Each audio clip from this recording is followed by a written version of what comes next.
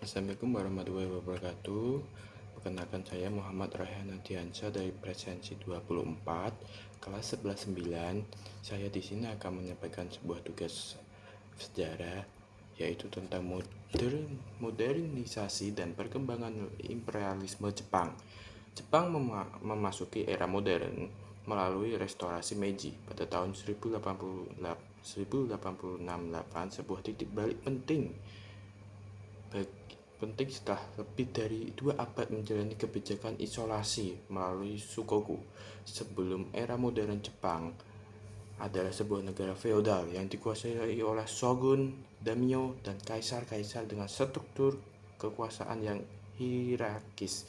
Namun kedatangan Komandor Meiji Perry dengan kapal hitamnya pada tahun 1804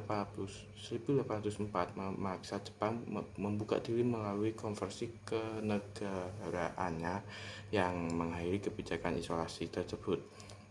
Konvensi ini membawa Jepang menyadari ketertinggalannya dari dunia barat, dari teknologi militer dan maupun ekonomi. Restorasi Meiji menjadi tonggak modernisasi Jepang. Kaisar Meiji memimpin serangkaian pembaruan besar di berbagai bidang. Pertama-tamanya yaitu dari industri dan infrastrukturnya. Jepang membangun industri modern seperti pabrik senjata, galangan kapal, dan pelabuhan besi. Teknologi barat diadopsi dengan mempercepat pembangunan. Jepang juga membangun jaringan kereta api, pelabuhan modern, dan juga komunikasi canggih yang mempercepat industrialisasi. Yang kedua yaitu pendidikan dan sosial. Sistem pendidikan wajib diterapkan oleh menciptakan generasi muda yang berorientasi pada nasionalisme dan teknologi modern. Jepang juga menghapus sistem kasta feodal yang memperkenalkan kesetaraan hukum.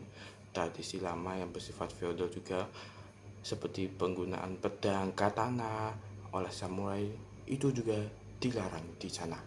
Yang ketiga itu militer dan pertahanan. Jepang menerapkan kebijakan wajib militer untuk semua pria muda di Jepang. Militer dilengkapi dengan teknologi modern yang diimpor dari barat, menjadikan Jepang salah satu kekuatan militer terkuat di Asia pada saat itu. Hukum dan politik. Yang terakhir, Jepang mengadopsi sistem hukum dan konstitusi ala Jerman, mendirikan parlemen kekaisaran, dan memperkenalkan konstitusi Meiji yang memberikan kerangka hukum modern bagi negara. Modernisasi yang pesat ini mengubah Jepang menjadi kekuatan industri dan militer yang mampu bersaing dengan negara-negara barat. Namun, perkembangan ini juga menjadi dasar bagi munculnya imperialisme Jepang juga dimulai pada akhir abad ke-19. Dan saya di sini akan menceritakan imperialisme Jepang ya. Seperti negara-negara barat lainnya, Jepang menyadari pentingnya bahan mentah, jalur perdagangan aman, dan pasar bagi hasil industrinya. Dengan sumber daya alam yang terbatas, Jepang mulai mencari wilayah-wilayah untuk dieksploitasi. Yang pertama itu ekspansi wilayah perang Sino Jepang pertama. Pada tahun 1895, Jepang mengalahkan Tiongkok dan merebut Taiwan serta semenanjung Liando yang saat itu disebut juga Korea. Jepang juga memaksa Korea membuka perdagangan dan melepas diri dari status sebagai negara bawahan Tiongkok. Yang kedua yaitu perang Rusia-Jepang. Ini perang yang cukup seru dan membuat hasil bahwa Asia adalah sebuah kekuatan. Jepang berhasil mengalahkan Rusia, merebut Pulau Sakhalin, daerah Manchuria yang kaya akan mineral. Kemenangan ini membuktikan bahwa negara Asia mampu mengalahkan kekuatan Barat untuk pertama kalinya. Perang Dunia Kedua dan ekspansi Asia Tenggara. Jepang juga terus memperluas wilayah ke Asia Tenggara dan Pasifik. Embargo minyak yang dilakukan Amerika Serikat pada tahun 1981 mendorong Jepang menyerang Pearl Harbor. Untuk melumpuhkan kekuatan AS dalam waktu yang singkat, Jepang menguasai Finlandia, Burma, dan Hindia Belanda yang saat itu Indonesia. Serangan ini dikenal sebagai bagian dari Perang Asia Timur Raya yang bertujuan menguasai sumber daya alam di wilayah Asia, mendukung industrinya. Dampak modernisasi dan imperialis Jepang. Modernisasi melalui restorasi Meiji membawa Jepang ke panggung dunia sebagai negara maju. Jepang berhasil menjajahkan dengan nama-nama negara barat dalam hal militer, teknologi, dan ekonomi. Namun, imperialisme Jepang menimbulkan dampak besar, baik positif maupun negatif.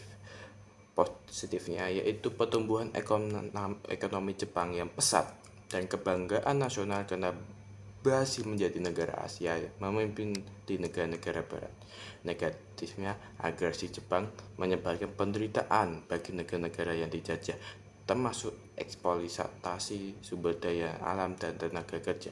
Modernisasi dan imperialisme Jepang menjadi kisah transformasi luar biasa dari sebuah negara feodal yang terisolasi dari kekuatan global, meskipun dengan konsekuensi besar bagi kawasan Asia dan dunia. Sekian dari video tugas sejarah saya. Maaf jika ada kesalahan. Sumber yang saya ambil yaitu dari buku paket kelas 11 Sejarah Kurikulum Merdeka. Assalamualaikum warahmatullahi wabarakatuh.